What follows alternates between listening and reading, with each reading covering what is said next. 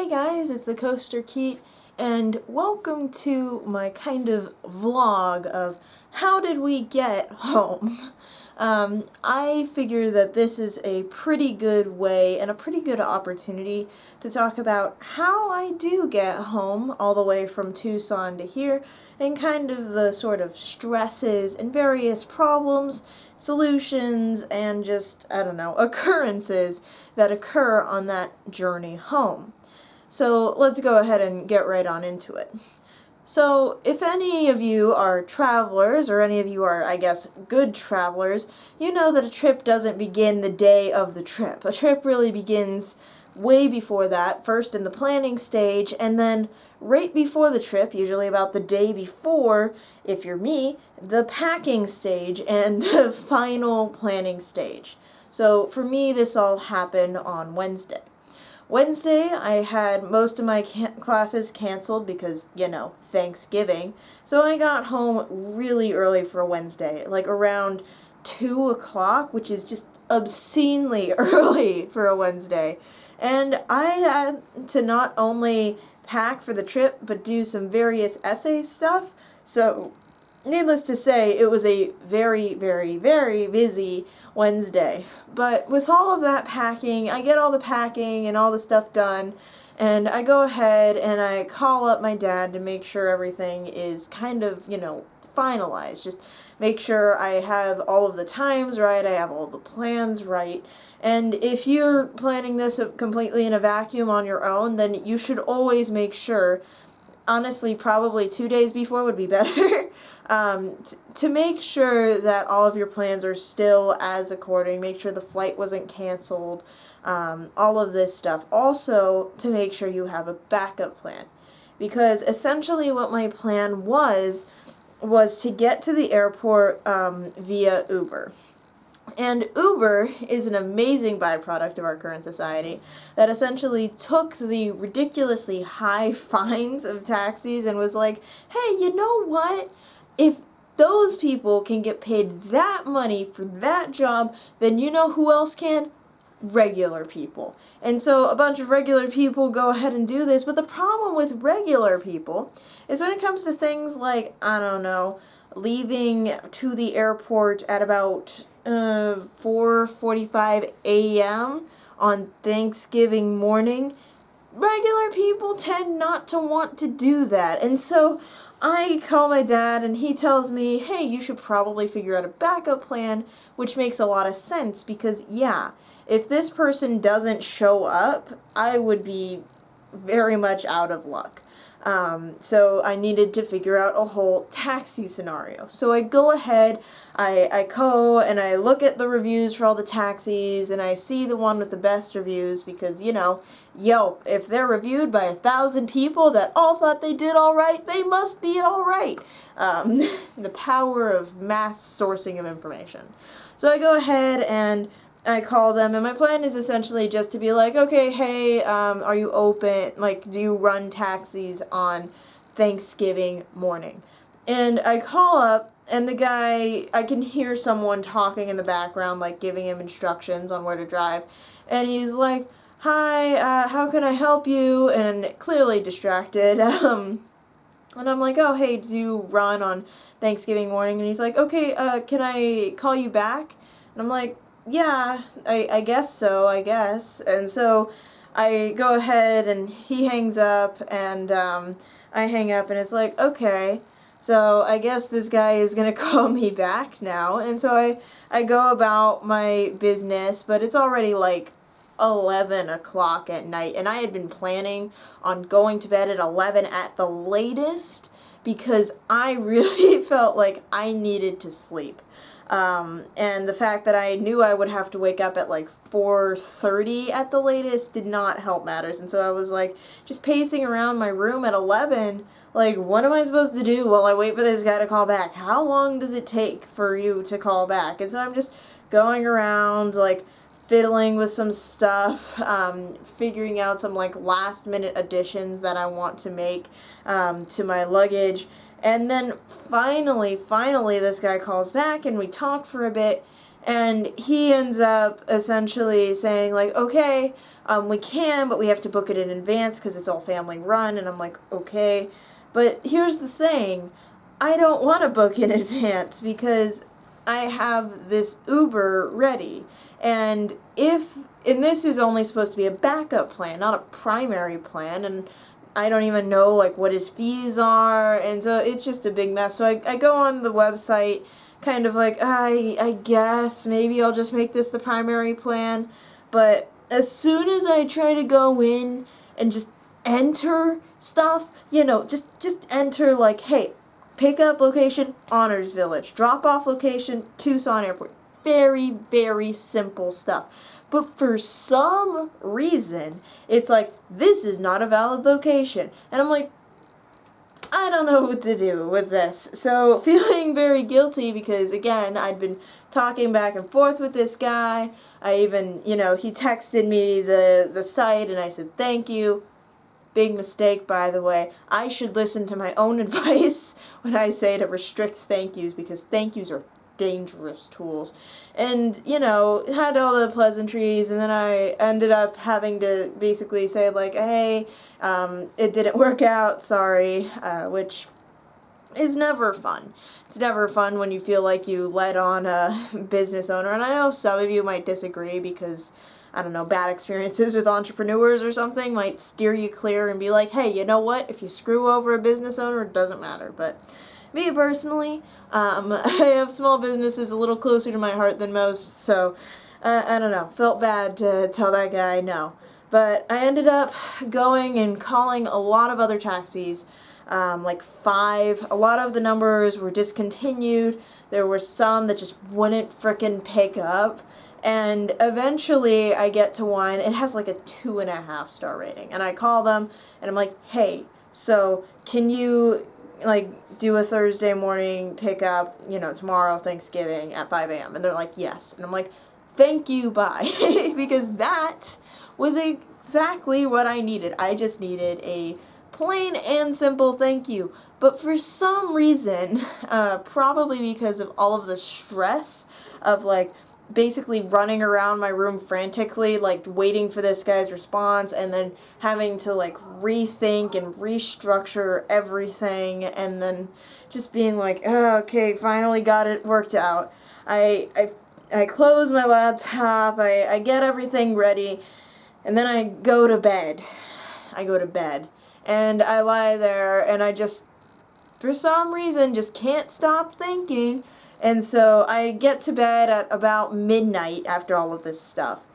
And then I roll around for a while trying to go to sleep, and then I look over and it's 12:45. And then I go back to sleep and I'm like, okay, I have heard that if you start stressing out about not being able to sleep, then it'll just make it worse. So I need to just accept that it's okay if I don't sleep tonight. And so I try to give myself this mental trick, it's okay if I don't sleep tonight. But here's the thing with my mind. Reverse psychology doesn't work, apparently, on my subconscious, because it was like, oh, great, so it's okay if we don't sleep tonight. That sounds fantastic. We're not going to sleep tonight. And so I lie there, and I basically just lie there, conscious a little bit of time passing in this weird state where I know it wasn't asleep, because I was very conscious the entire time, but just this kind of weird resting thing, and just very paranoid until I wake up, and my alarm is set at 4:30, but one of the ways you can tell I wasn't actually sleeping is I see the clock is at 4:17, and I'm like, okay, I'm getting up. I'm not even gonna try anymore. I'm done. And so I get up, and part of me is a little groggy, but the other part of me is on this kind of adrenaline rush because I have not gotten sleep, and so I'm just going. I get everything completely ready. Pro tip, by the way, if you have a flight in the morning or any time of day, actually, make sure that you do 2 things. 1, drink a lot of either water or Powerade or Mountain Berry Blast Powerade, whatever. I don't care. Drink a lot of liquids. right before you get onto that flight, or just in the morning. If you typically don't really drink anything, it can just do wonders to just drink like maybe 1 or 2 glasses of water, because when you get onto a flight, especially a morning flight, you will be extremely dehydrated by that whole experience, and you will come out feeling a lot better if you've had some water to drink beforehand. So pro tip there. And another pro tip, make sure to have some sort of food thing. I don't care what it is. It could be a complete cookie. For all I care, it could be banana bread. It could actually be, you know, a wholesome, great breakfast of pancakes, eggs, and whatever. Whatever. Have some sort of food there, because the food at the airport, not only is it probably not the best you've ever had, but it will be one of the most expensive meals you've ever had, and you do not want that. So, I go ahead, I down my Powerade, I eat my granola bar, I walk out, and at this point, you know, I've kind of accepted my fate. I'm like, yeah, I didn't get any sleep. And so I'm in this weird kind of euphoria stage that it's hard to explain. And I'm just walking, I'm like, yeah, this is fine, and go ahead and exit out, and our local friendly security guard that monitors the door in the really early and late morning hours, I go ahead and I talk to him until my Uber shows up, and he's probably wondering why I have so much energy. And then my Uber shows up, and I was like, thank you, something worked. I didn't have to worry about any of that taxi stuff, so all of this lack of sleep was pointless, but at least I don't have to worry about that anymore. So the Uber worked, I was able to get in, and I was still in this super talkative mood, but then this guy just very quickly proved to me that what I was feeling was not something a normal person feels, because he was just very quiet. And so very quickly I was like, okay, maybe this guy just wants to be quiet, and so I was just like, alright, I'm just gonna let this be a chill ride, I guess, on Uber. And so we go ahead and we make it to the airport, but he didn't know where the frickin' Southwest terminal was. So I have to wander around to find it, in which I'm in this weird mental zone where I'm just like, I think I've been here. I know I've been here before, but I also don't know where anything is. I just end up essentially walking the entire airport. Probably a million security cams probably thought I was extremely sketchy, because I was literally just walking back and forth and turning around at random points like, nah, this doesn't seem right. And then eventually, I got through security, and then I got to the terminal, and I was there. I was in my flight. It all went incredibly smoothly when you don't consider the fact that I had 0 hours of sleep, and so it was a very interesting experience. I ended up sleeping on the plane, as you can imagine, and then when I got to LAX, I was actually pretty awake again, and I honestly don't know how I was doing it. Is it some sort of weird college student second, third, fourth wind that you kind of get, or some weird energy? It was just absolutely bizarre. But when I met up with my mom, I was completely fine. I was in a nice little jovial mood. I was joking around, and everything was great. And, you know, we get to my grandma's house, and for that entire 2-hour drive, I didn't even sleep. I should have slept, but I didn't sleep. And then I get to my grandma's house, and, we're talking and joking, and then I'm like, okay, I should sleep. And so then I go, and I'm not sure how long I slept, to be honest. It was a pretty long time, though, because when I woke up, there was about 20 minutes before everyone was about to arrive, and I was like, oh, guess I woke up at a good time then. On the flip side, that didn't give me any time to do anything that I had wanted to do, but it was fine, because even though I was completely groggy and felt really off, as naps tend to do for me, I managed to get up and have a wonderful Thanksgiving with my family. We actually went ahead and played several family games that we typically play, like these little word scramble things and whatnot, little puzzles.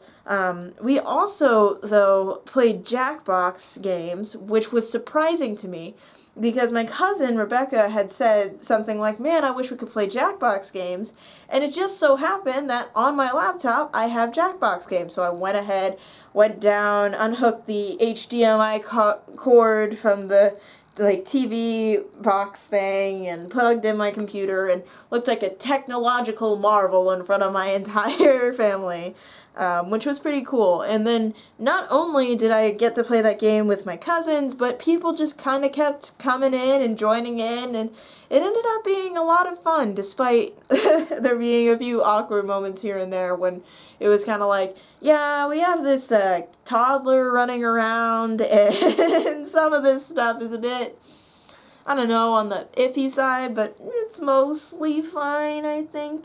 But for the most part, everyone had a great time, and then we ended up ending off with categories and fighting about that, and I don't know. It was just a great Thanksgiving, and then we got here to my mom's house, and now I'm finishing making my video for my 2-video streak that I, for some reason, forced myself to make. And you're still here, which, to be honest, is probably not many of you. Maybe 1 or maybe 2 of you that are actually still here. And if you are, 1, do you have a life?